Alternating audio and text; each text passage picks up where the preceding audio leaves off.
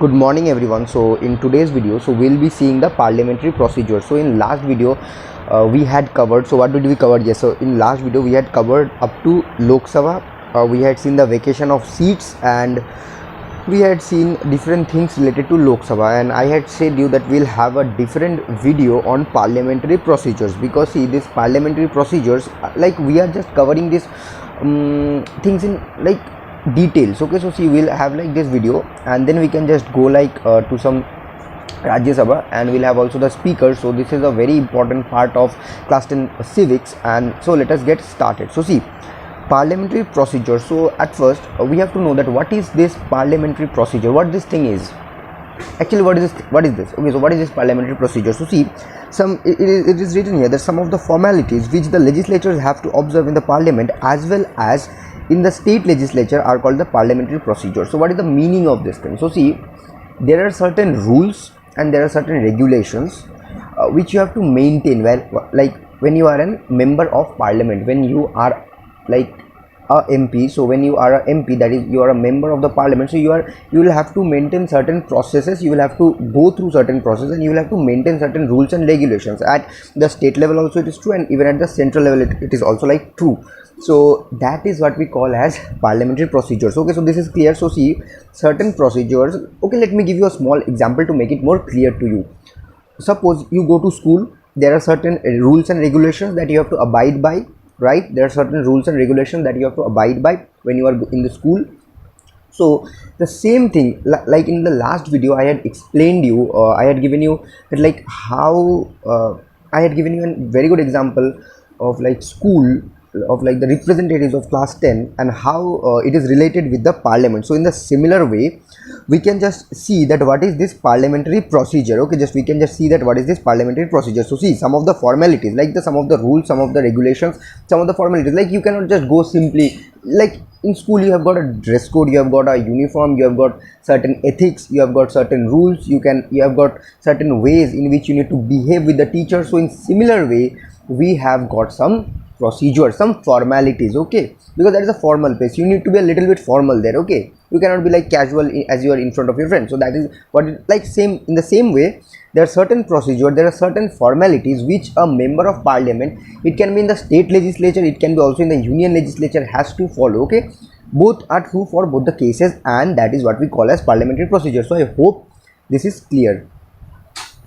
Now we have got the next topic, that is the sessions. Okay, so see, the president, he summons the parliament. So every time we have got the new Lok Sabha election, so it is the first time that the president like he just summons, or he just like starts, he just brings the first session. So it is the president, after every general elections of Lok Sabha, the president starts the thing. So see, we have got 3 sessions here. You just need to remember that we have got 3 sessions, that is the generally, okay, that is the budget session, that is the February March, and we have got the monsoon session, that is in the May monsoon only, that is the July month, June, July, and then we have got your winter session, that is like November, December. So see, basically one more thing that you need to remember is that at least the minimum, so generally we have 3 sessions. Okay, generally we have 3 sessions, but the minimum number of sessions that we need to maintain, is 2, and the interval between each consecutive session should be less than 6 months. Okay, so minimum number of sessions 2. Generally we have got 3 sessions. What are the sessions? I have told you, just go through, it is very clear. Next, quorum. What is the quorum? Interesting. So see, quorum means the minimum number of members you require to run the parliament. Okay, to run, that is 1/10 of the total membership, that is 552 members are there. I think now it's like 550. Okay, I think maybe there are like not members, that are 552 seats, now maybe it is 550. Okay, so see, so from that 550 you need at least like 1/10, that is a 10% of the total number of like legislators or the members of the parliament to be present. Okay, to be present. Why? To continue the business of the house. Okay, so see, these are the minimum requirements, that is the quorum. Okay, so quorum is clear. So next we come to the question hour. So see, it said that the first hour on every working day of the Lok Sabha is reserved for the question unless otherwise decided by the speaker. This hour usually starts at 11 AM. Just remember in this way, the first hour, it begins with the questions.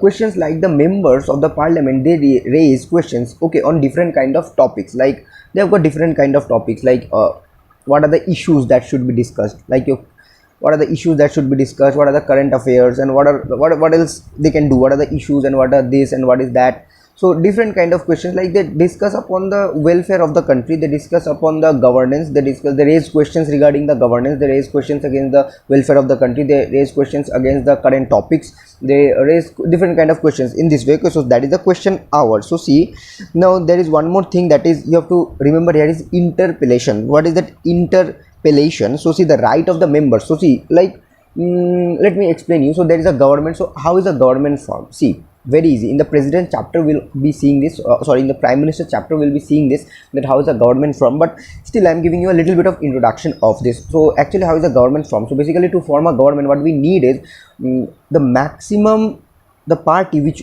owns the maximum number of seats in the Lok Sabha, like the party which has got maximum members, okay, having that seats, like suppose a party A we have got, or any party that is there, that has got maybe out of 550 maybe 400 seats, okay, so that party will form the government. Or we have got coalition governments also, like no party has got absolute majority, both are equal, so both of them they combine and they form a coalition government. So in that case, we will see in the prime minister chapter that the prime minister may have some limitations, but other than that, generally the president calls the leader of the party to form the government. Okay, so generally the president calls the leader of the party to form the government. That is how a government is formed. Okay, clear, done? Yes. So see, now the other members of the parliament. So see, there are also other members. Now out of the 400, let us, it's just for an example, so there are also other members.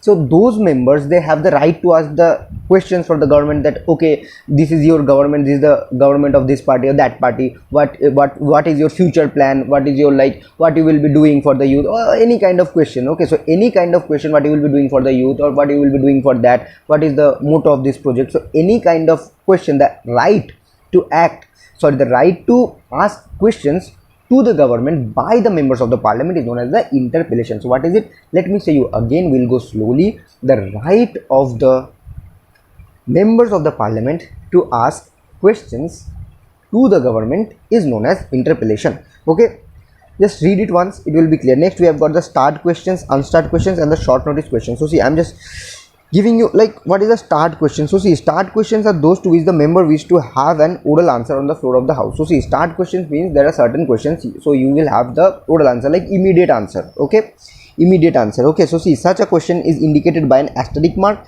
Supplementary questions may be asked after the replies to such questions are given by the minister. So this is the immediate question. So start question immediately. So like the immediate question 1 2 3, given a star, like often you mark the important things by star. So similarly, the immediate questions, the important ones, just you want to just have the oral answer, just like then and then. Okay, what is this, what is that, so you want to have that answer then and then. So that is the start questions. Next we have got the unstart questions. So what are the unstart questions? Okay, we have to see that what are the unstart questions. So see, unstart questions are those questions to which the answers are given in a written form. Okay, so unstart questions are those questions to which the answers are given in a written form.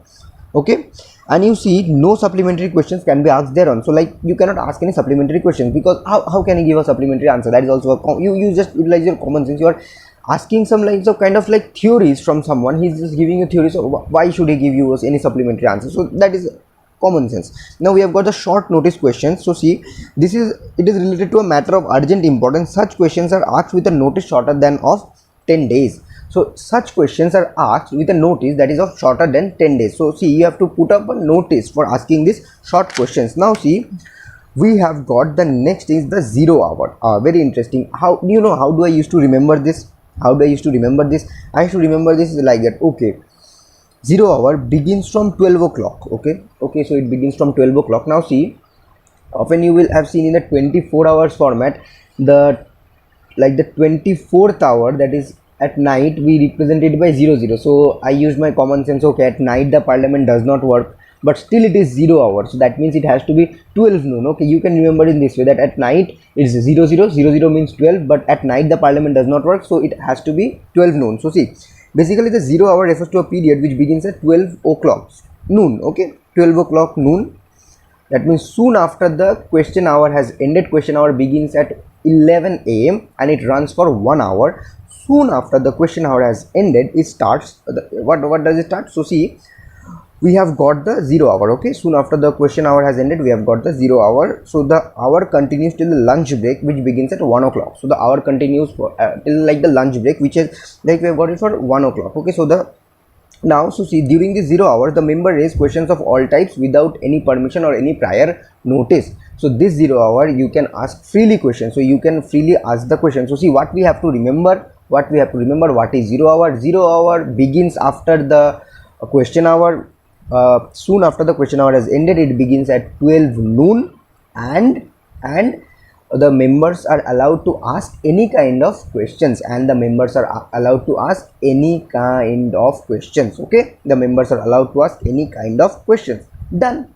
Is it difficult? No. So see how easily we have just broken down the definition and how easily we have formulated it. Okay, so it was just easy. Now see, types of motion. So what is a motion? So see, a motion is a formal proposal made by a member stating that the house should take up some of the particular matter which of the public importance. So see, motion means what, you know. Motion means a member suggests, okay, so see, a member suggests, okay, that is important, but this is more important, we have to discuss about this is of immediate importance. So see, you can kind of call it a suggestion. Okay, you can just like kind of call it a suggestion by which a member says that okay, we have to take up certain important topics. These are the important topics 1, 2, 3, 4, and we have to just take up the important topics and we have to just like discuss upon the important topics. So that is what we call as this question motion. Okay, so see, motion is a formal proposal. Everything has to be done formally. So it is a formal proposal made by the member stating that the house will take up some of the particular matter. So the house will take up certain particular matter. Okay, and that is of very much like public importance. So see, adjournment motion. So see, I'll be at the end, I'll be summarizing this, summarizing like this video, whatever we have studied, and I'll be telling you what we have to remember, how much we have to remember, what are the things that can be done by logic, and all those things. So keep on watching the video till then. Please do subscribe to my channel. So see, adjournment motion, we have got no conference motion, and we have got the adjournment and the prorogation of the house. Then we have got the speaker of the Lok Sabha, that we shall see in another video, but till then let us go with these things. So see, adjournment motion. So what is an adjournment motion? So see, an adjournment motion means to lay aside all the things of the house and take up a very important topic and discuss on that. Done. Simple. Lay aside all the business of the house, take up an important topic and discuss on it. Done.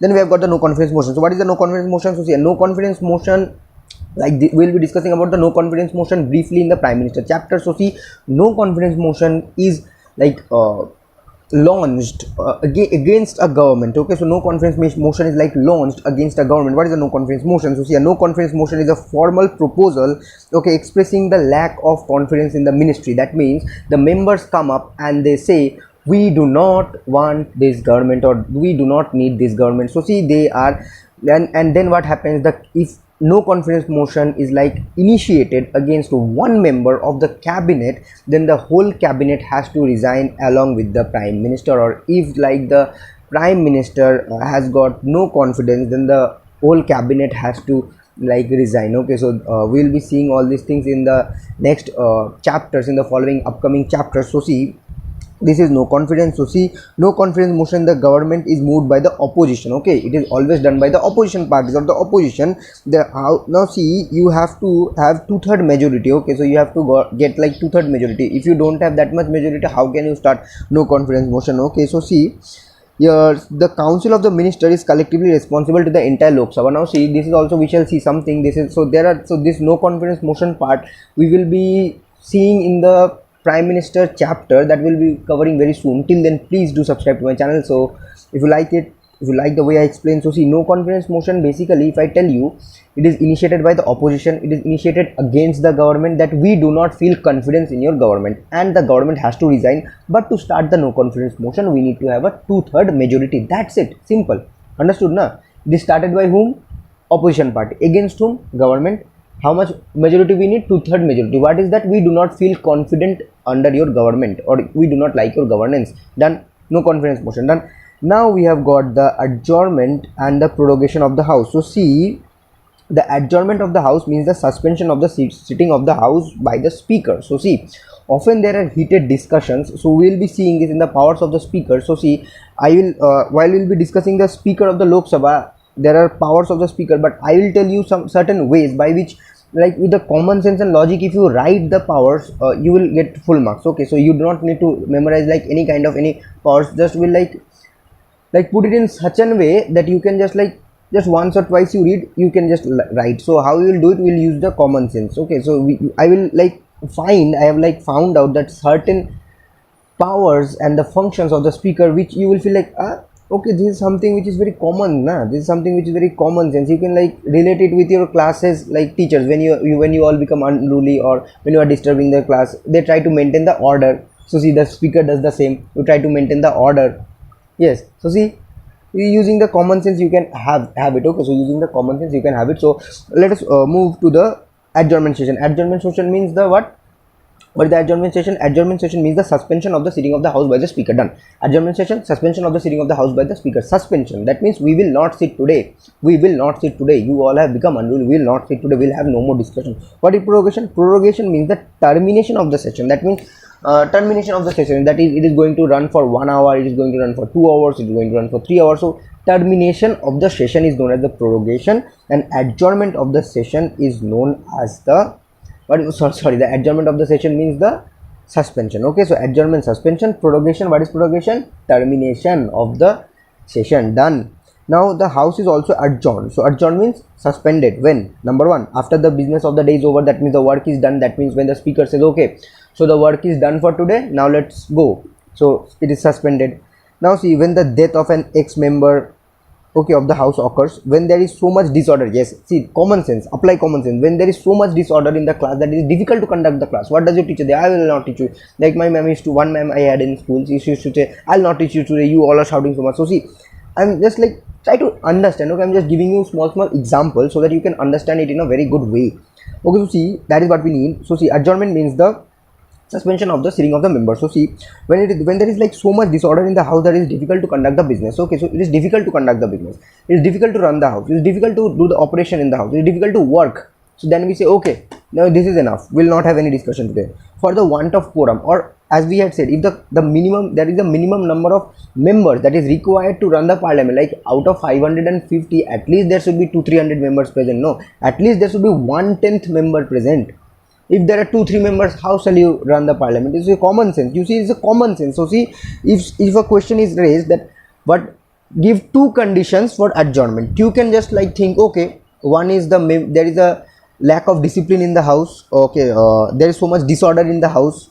1 point covered. See, you can say want of quorum. If there are 2-3 members, how shall you run the house? At least you need 1/10 members. So you can write the want of quorum. So see, you already have 2 points. Generally the question comes of 3 marks, 3 to maximum 4 marks. So you have already 2 points. Out of 3 you are already ensuring 2 marks. You are already ensuring 2 marks. This is how you need to think. Now see, as and when the speaker finds it necessary. Now you write whenever the speaker finds it necessary, like the speaker has got any message or anything from the upper chamber. So you can write in this way. Use it in your school level. Your class teacher has got any message from the principal that today we have to take up this thing, that thing, so this class may not be conducted now, may be conducted later, maybe this class has to be postponed, maybe we have to stop this class. So similarly, as and when the speaker finds it necessary. So you absolutely have 3 points by common sense. You have got 3 points by common sense. I told you, you do not need to remember. You have got 3 points by common sense. Now you write these 3 points, you get 3 out of 3 marks. So see, in the next video we will be seeing the speaker of the Lok Sabha. So till then, do subscribe to my channel. If you like the video, do like it, and if you have any problem, do comment it and do share the video with your friends. Till then, goodbye, and we'll also be doing all these chapters, and we'll also be solving the test paper. So till then, do please subscribe to my channel. So till then, goodbye.